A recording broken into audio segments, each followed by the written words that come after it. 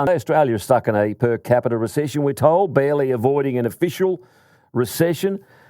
What's gone wrong in 2024? We've discussed this many times with our next guest, and has anything gone right? I guess this is a time of year as we get towards the end of it. You look back in the rear vision a little bit because that's going to inform how we move forward and what it looks like moving forward. By looking back, the unconventional economist, that's who you call. If you've got an economic conundrum, you've got to try and sort out, and we've done just that today. Leith Van Onselen, good morning again.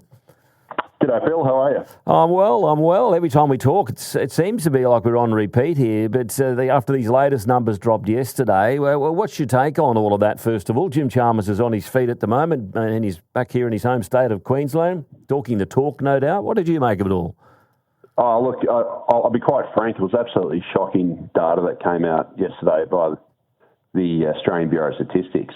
So, basically the growth figures that came out yesterday were way below pretty much every economist's expectations. They also came in well below the Reserve Bank's forecast.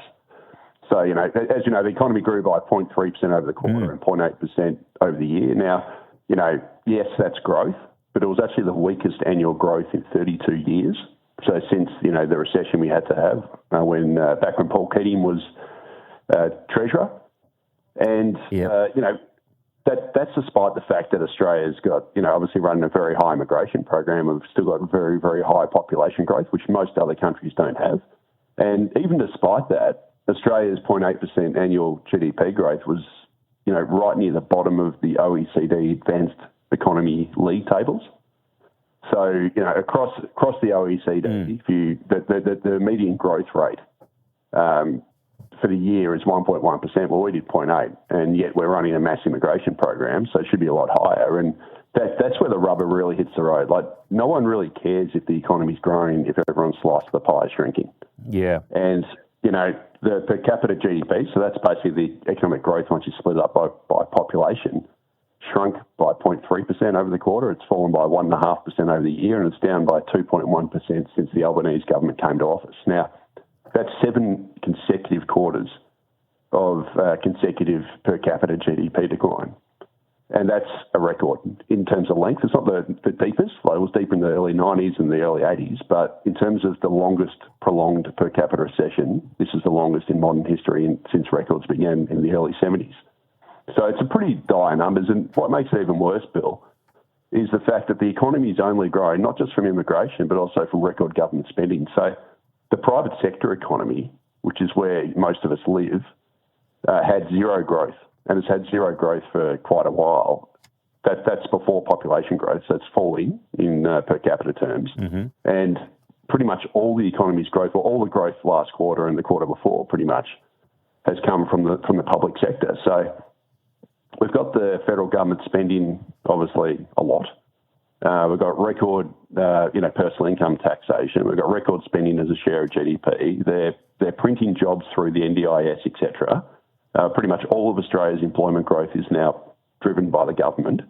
The private sector's in a deep recession, and it's just a pretty dire picture here. And look, I will leave a little nugget of upside. There was one good point from this release. The stage 3 tax cuts did manage to boost per capita real household income marginally by 0.2% over the quarter, but it's still down about 8% since the Albanese government came to office in mid-2022. So we did get a little bit back from the tax cuts, but it's only short term. Are we right to be questioning Jim Chalmers' handling of all of this and his ability to manage the economy? Yeah, certainly. Certainly, they've made it worse in certain areas. So I've talked about it previously. Obviously, running this rampant immigration program, which they did as soon as they came to office, was pretty stupid, and it's not really helping. Obviously, we've got other areas in the economy. Is the thinking being more people are here, the more paying tax, that's the more revenue the government will rein in? Yeah. Unfortunately, the federal government collects 80% of the nation's tax revenue, so they see it as an easy way to basically get budget revenue. So if you bring in more people, most of those people will work, they'll pay income taxes, voila, the federal government gets more money. Problem is all the costs are obviously defrayed on us and on state governments and that sort of thing, which is why they're all struggling. And also, it's obviously exacerbated the rental crisis. It's also helped to push up inflation as well through rents and housing, which is the biggest component of inflation, housing. And obviously other area of pressure point, which is a more broader policy issue, which I've talked about previously, is, despite being the world's biggest coal exporter, second biggest gas exporter, swimming in resources that are energy rich, we should have the cheapest energy prices in the world. We've created a situation where energy prices have gone through the roof, and we've made ourselves uncompetitive as an economy, where we basically have gutted our manufacturing sector, and we've pretty much just become a hollowed out economy that is wholly reliant on mining for exports and importing people and, low productivity services now, because we don't really have a diversified economy. And in fact, Australia's economy was ranked, I think, 102 out of about 150 economies for complexity. And we're up there with, a whole bunch of African nations. And we the last 20 years, we've fallen significantly down the complexity rankings because our manufacturing sector's collapsed, basically. So, it's not a great economy we've got here. It's pretty much driven by massive immigration and government spending, which isn't really a sustainable, high productivity, high living standards economy. Where do you fix this? Where do you start? Is it looking at immigration numbers? And what's the Reserve Bank's position in? I know there's calls now from Michelle Bullock to maybe look at an interest rate cut earlier, but does she have her hands tied because of the underlying inflation that's not going away because of government policy and managing of the economy? Look, definitely I think the RBA should be cutting rates, this month, but they're not going to do it because they've come out so strongly against it. They've been very hawkish. That's what economists call it when they're, threatening, not so much interest rate hikes, but they're saying so strongly that interest rates are going to remain on hold for the time being. But what I think they will do after this result, which is, absolutely shocking to be quite frank, and it would have shocked the RBA as well, I'm sure, is at their next monetary policy meeting, which is in a week or so later this month, they'll probably do a pivot in their language. So they'll basically set us up for a rate cut in February. So right. Economists last week, before this release came out, were pretty much tipping sort of mid next year for a rate cut in about May. And the financial markets were as well. And that's based on the recent, wording from the RBA, the recent data, et cetera, all the various economic data, et cetera. But after this result, which is, absolute dog's breakfast, I wouldn't be surprised if next week they start changing their language, preparing us for a rate cut. I don't think they'll do it next week later this month. I always lose track of the dates now because it's all changed. Mm-hmm. I don't think they'll do it because it'll seem like too much of a flip-flop. Like literally, 2 weeks ago they were saying one thing and then they do a 180 on it. But I think this release will definitely bring forward rate cuts. And is that an admission almost from them and from Michelle Bullock and the Reserve Bank that this is a mess? They're not fixing it, they can't fix it, and we're going to have to do something here? Yeah. So basically, what's led this per capita decline is the household sector. Mm. So that's the thing that we care about. The reason why the per capita growth has fallen so hard is because household consumption has tanked. So it fell by 1.9% in per capita terms. Yeah. In the year of September. So households are obviously being squeezed very hard by interest rate hikes, higher rents, energy costs, all the stuff that we've always talked about, the cost of living crisis, and they're all cutting back. And I think the Reserve Bank, will probably realise, the household economy in the private sector is getting absolutely hammered at the moment. And this data just shows that we're basically a recessionary economy except for government spending and obviously immigration. So it's not a great economic picture we've got here. And the other thing that was really worrying about it is that our productivity has collapsed. So what labour productivity measures is the thing that economists all care about. It's basically how much output you produce per worker. And we've gone back basically 8 years. So we're now tracking at late 2016 levels in our productivity. And it's the poorest performance amongst advanced economies, pretty much. So we've become way less productive as an economy, and a lot of that is because of this big bloating in public sector type jobs. They tend to be low productivity jobs. So because pretty much all of our employment growth has come from this non-market government type jobs, like government funded jobs essentially. Yeah, that has collapsed the nation's productivity.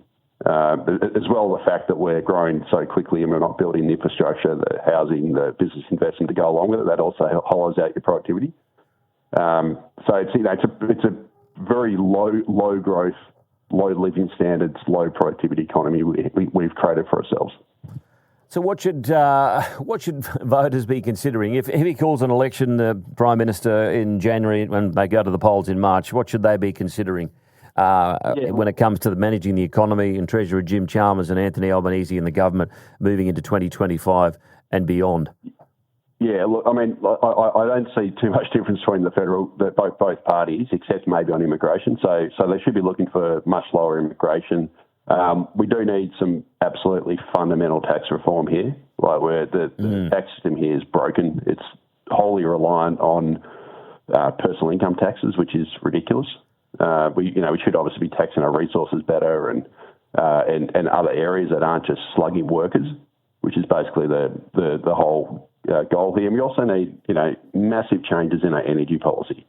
Like how is it that a country that is energy rich, exports all sorts of energy to the rest of the world, is paying ridiculously high prices and is constantly short of energy?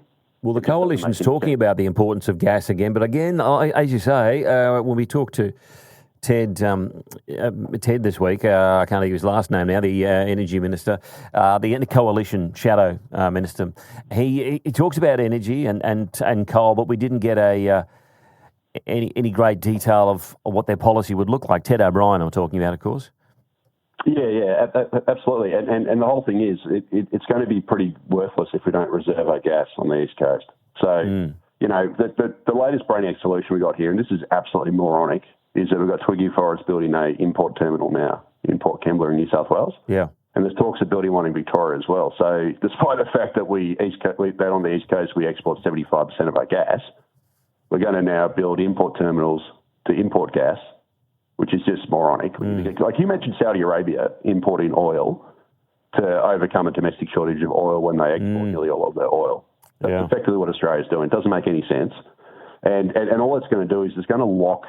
So at the moment, we've got basically export parity pricing on the East Coast, which means that we pay basically export prices, which is ridiculous, given that we make it here. It comes out of the ground here. But if we build import terminals, we're going to be basically paying import parity prices. We're going to lock prices at an even higher level domestically, which just means it's going to cost more for manufacturers to use gas. It's going to cost more to heat our homes. If you're in Victoria, for example, it doesn't matter for Queensland, but it's going to cost more to generate electricity as well. And gas is the Robin to Batman. If renewables are Batman, gas is Robin. Yeah. You need gas as the backstop to renewables because renewables are intermittent. Solar is only good while the sun's out, wind's only good while the wind's blowing, and all of the other times you need backup power. And the best form of backup power is gas because it can be turned on very quickly. But we've made gas uber expensive, and as a result, we've got roaring electricity prices. And this is policy failure writ large. It makes no sense. We had stable, reliable coal-fired generation for, generations. Yeah. And we had some of the lowest prices in the world. Now we've got rid of a lot of that coal, and now we're replacing it with renewables. And then the backstop to that, we've made incredibly expensive and unreliable in gas. And that's the reason why we've got soaring electricity prices. This is policy failure 101. Yeah, it's infuriating, and I know we go over the same old ground, but I appreciate your time again. We'll have to let you go, but no doubt we'll chat again, hopefully before the end of the year, which is not too far away. Thanks very much, Leith.